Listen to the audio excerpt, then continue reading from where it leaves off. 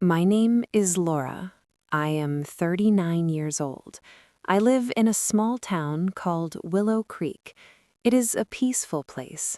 There are trees, small cafes, and quiet streets. People know each other here. Life moves slowly. I have 2 children. My husband's name is Michael. He is 44 years old. We have been married for 16 years. When we first got married, I was very happy. Michael was kind and gentle. He brought me flowers after work. He cooked lunch on Sundays. He looked at me with warm eyes and said, "You are my world." I believed him. We lived in a small house near a park. The house was not big, but it felt safe. Sunlight came through the windows every morning. I loved that house. It felt like home. After 2 years, we had our first child, a baby boy. We named him Leo. Leo was quiet and thoughtful. He loved looking at birds and holding books. I stayed at home to take care of him. Michael worked at an office in the city. He left early and came back tired, but he always kissed us before bed. 2 years later, we had a daughter. Her name is Mia. Mia loves music. She sings everywhere. She laughs easily. She brings light into every room. My days were full.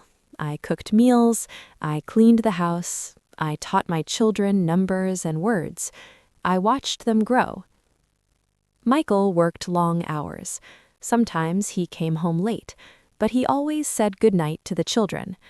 In those early years, I felt tired, but happy. On weekends, we went to the lake. We ate ice cream. We watched ducks swim. Michael held my hand. I truly believed our love was strong. But slowly, things began to change. Michael started working more. He said, "There is a lot of pressure at work." He stopped eating dinner with us. He stopped smiling at me. His face looked tired, sometimes angry, sometimes empty. I asked him one night, "Are you okay?" He answered, "I'm fine, don't worry." At first, I believed him.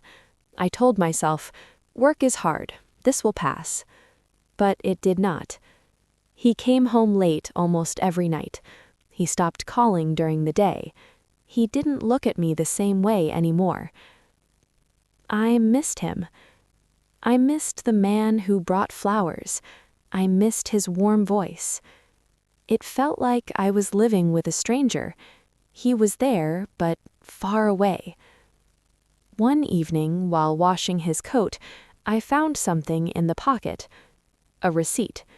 It was from a hotel 2 hours away. My heart started beating fast.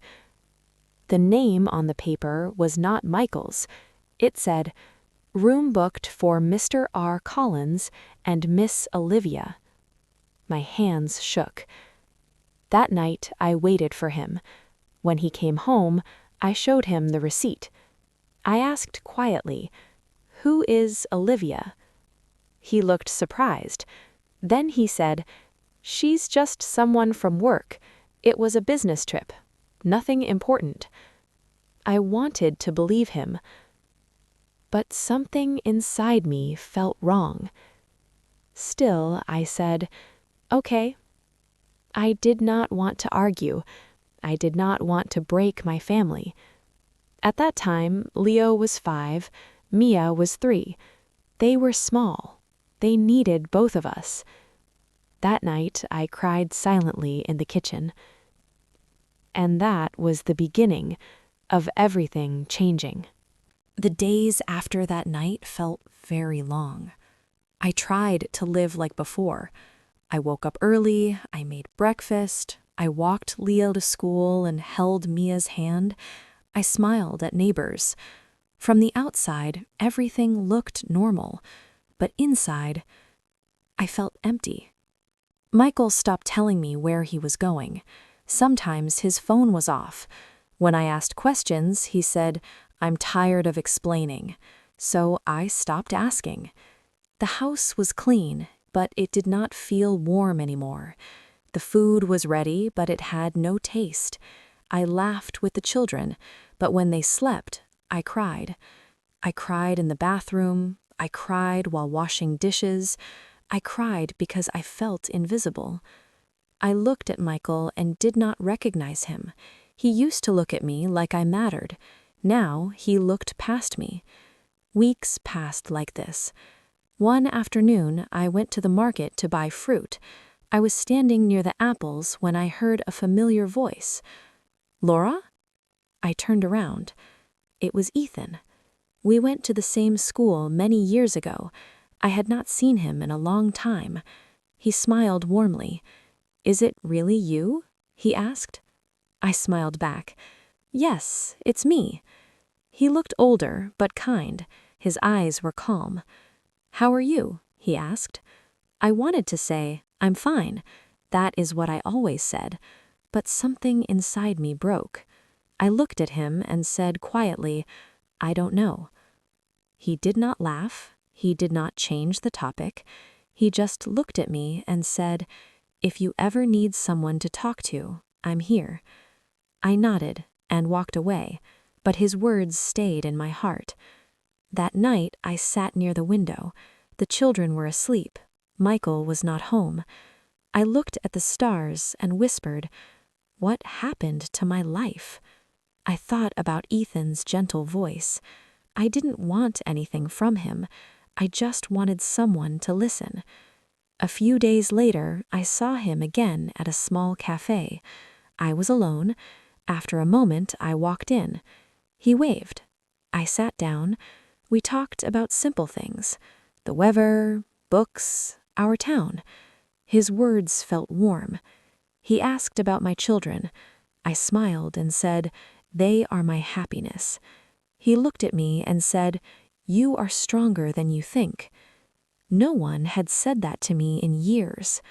We met once a week, sometimes at the park, sometimes at the cafe. Nothing happened. No gifts, no promises, just conversations. Slowly, I started to feel alive again. I laughed. I noticed the sun. I listened to birds. When I looked in the mirror, I saw a woman I remembered. But one evening, everything changed. Michael came home early. He picked up my phone and saw a message from Ethan. Just one simple line: "I hope you had a good day." Michael's face turned hard. "Who is this man?" he shouted. "Are you seeing someone?" I looked at him calmly and said, "I needed someone to talk to. You were not there." He said nothing. He turned and walked away.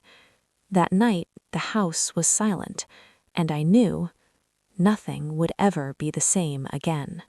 That night, after Michael walked away, I sat alone on the sofa. The lights were off. The house was quiet. I could hear the clock ticking on the wall. Each sound felt loud. Each second felt heavy. I did not cry. I felt too tired to cry. After a long time, Michael came back into the room. He sat across from me. For the first time in years, he really looked at me. His eyes were red. He said quietly, "I'm sorry." I waited. I did not speak. "I didn't know you were hurting like this," he continued. "I thought you were strong. I thought you were okay." I let out a small, sad laugh. "You never asked," I said. "You stopped seeing me." He looked down at his hands. "Work took everything from me," he said. "I was tired all the time. I didn't realize I was losing you." I wanted to believe him. I truly did. He reached for my hand. "I still love you," he said. I felt his hand. It was warm, but my heart felt cold. I said nothing, because I did not know what I felt anymore. That night we talked for hours, not loudly, not angrily, just honestly. For the first time in many years, he admitted he had made mistakes. He admitted he had been distant. He said he never wanted to hurt me. But hurt does not always come from bad intentions. Sometimes it comes from silence. In the days that followed, Michael started to change. Small changes. He came home earlier. He helped with dinner. He asked, "Do you want tea?" These were small things, but I noticed them. He helped Leo with homework. He listened to Mia sing. Sometimes he smiled. Not the old smile, but something gentle. I wanted to trust it, but my heart was careful. One Sunday morning, he asked, "Do you want to go for a walk with me?" We had not walked together in years. I said yes. We walked near the lake. The sky was blue. Ducks moved slowly in the water. People laughed and rode bicycles. It felt like another world. "I miss this," Michael said. "I miss us." I nodded. He slowly took my hand. I did not pull away, but it felt strange, familiar, yet distant. "I was wrong," he said. "I didn't see that you were alone." I whispered, "Yes." We walked in silence. That evening, he cooked dinner. Mia clapped her hands and said, "Daddy is cooking." We ate together. Leo told a joke. We laughed. For one moment, it felt like the past. But later, alone in the bathroom, I looked at myself in the mirror. I asked quietly, "Do I still love him?" I did not know the answer. A few days later, Mia brought me a drawing. It showed our family holding hands. She smiled and said, "We are happy." I hugged her tightly and kissed her cheek. I did not want her to see my tears. That night, I asked Leo, "Do you think your dad and I are happy?" He looked surprised. "I don't know," he said. "You're nice to each other, but sometimes you look sad." He was only 10, but he saw everything. That night, I cried again, not loudly, just enough to let the pain breathe. A few days later, I saw Ethan again. I did not plan it, it just happened. I was at the grocery store, choosing vegetables. I heard a small child laugh. When I looked up, I saw Ethan standing nearby with his son. He smiled when he saw me. "Hi, Laura." I smiled back. "Hello." We talked for only a few minutes. He did not ask questions. He did not push. He just said, "I hope you're okay." I nodded. "I'm trying."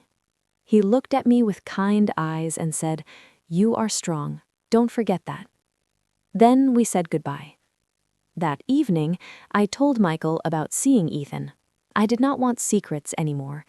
Michael listened quietly. He did not get angry.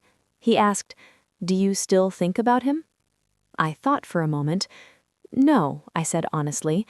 "I think about how he made me feel like I mattered." Michael looked down. After a long silence, he said, "I want to give you that feeling too." For the first time, I believed he meant it. After that, Michael tried harder. He helped more at home. He fixed the broken door in the kitchen. He asked about my day. Sometimes he brought small gifts, a book, a flower, a new cup for my tea. Nothing expensive, just thoughtful. He said, "You don't need to thank me. You deserve this." I smiled sometimes, but my heart was still slow to open. One night I became very sick. I had a high fever and pain in my chest. I could barely stand. Michael rushed me to the hospital. He stayed with me the whole night. He did not sleep. He held my hand and whispered, "Please don't leave me." Tears ran down his face. "I still love you," he said. I closed my eyes. I remembered those same words from long ago, when we were young and life felt simple. In the morning, the doctor said it was a chest infection, nothing too serious. But something in my heart had changed. I saw fear in Michael's eyes, and love. Broken love, maybe, but still real. When we returned home, he made soup and told me to rest. He sat beside me and read from a book. Mia hugged me. Leo brought me water. I felt cared for. Later that week, I went for a walk alone. I thought about my life, about the happy years, about the painful ones, about Ethan, about Michael. I sat on a bench near the river. Leaves moved in the wind. I closed my eyes and took a deep breath. I asked myself, can I forgive? Can I heal? I did not have all the answers, but I knew one thing. I wanted peace. That night, I spoke honestly with Michael. We need to be honest with each other, I said. He nodded. Yes.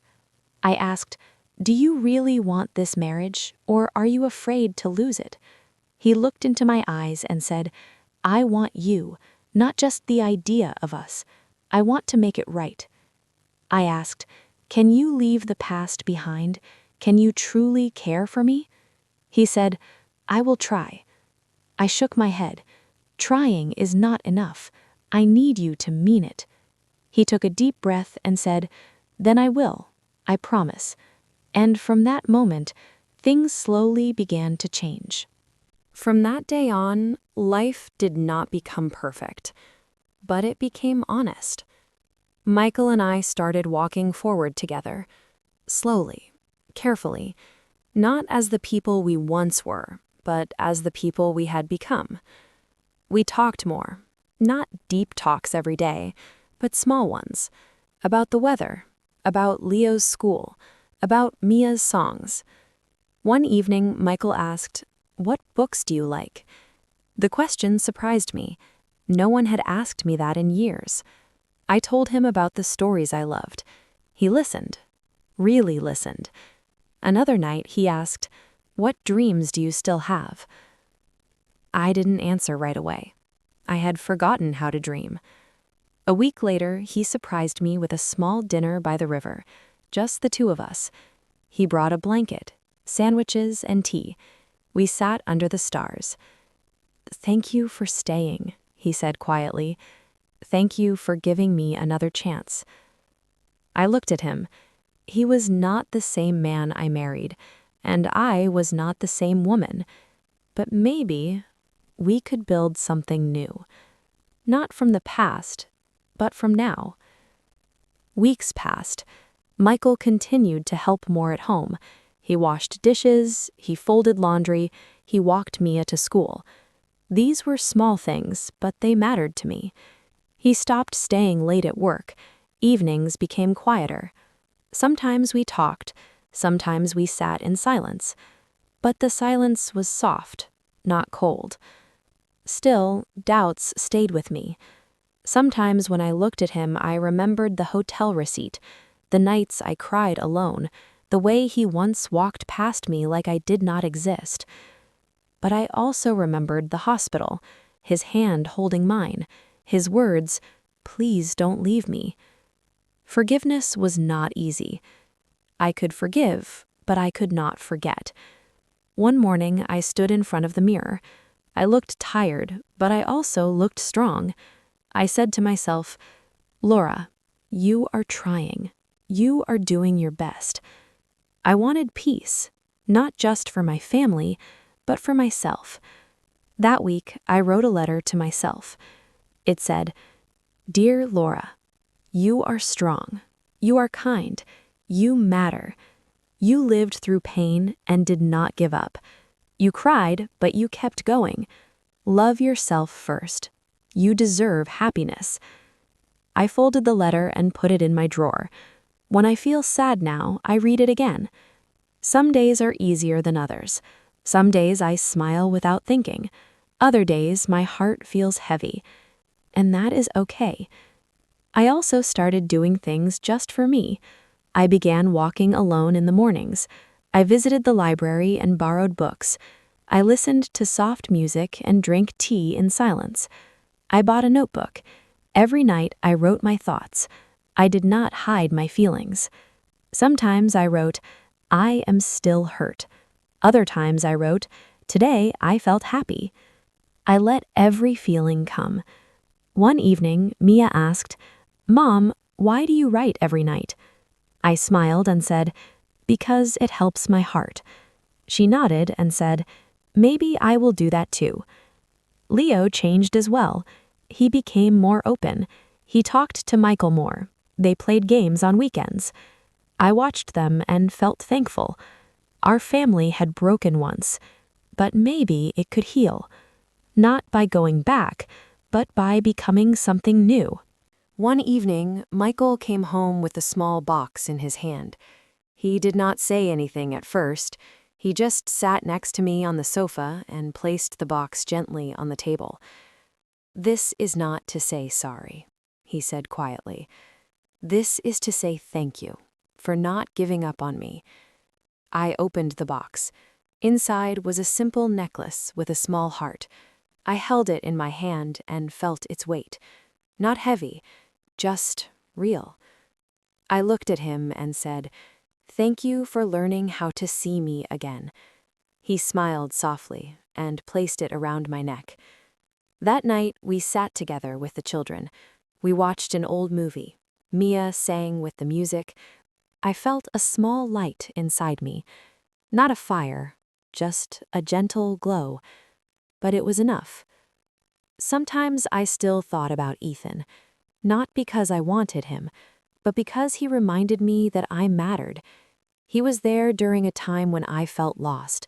He gave me kindness when I needed it most. For that, I would always be grateful. But that chapter was closed. Slowly, I was finding kindness again, in my own life. Michael was not perfect. I was not perfect. But we were trying. One Saturday morning, we cleaned the house together. Mia played music, and we all sang loudly. I caught Michael looking at me. This time, his smile was not full of guilt. It was full of care. Later, while drinking tea in the garden, he said, "I know I hurt you. I don't ask you to forget. I only ask for a chance to build something new with you." I took a deep breath and said, "One day at a time." He nodded. "That's enough." And it was. I no longer dream of a perfect life. I no longer wait for big words or flowers. I look for small moments. A quiet morning, a warm cup of tea, my children's laughter, a walk by the river. I learned something important. Love is not only a feeling. Love is care. Love is time. Love is listening. Love is respect. I also learned this. I am strong. I can survive sadness. I can find light again. I can trust myself. My heart is still healing, but it is not broken. I take life one day at a time. I rest when I need to. I try to be kind to others and to myself. If you are listening to this story and you feel lost, if your heart feels tired, please remember this. You are not alone. You are strong. You deserve love. Start with yourself. One small step, one quiet moment, one day at a time. And maybe the light will return. If this story touched your heart, don't forget to like, comment, and share. More emotional and inspiring stories are coming soon on Real English Stories.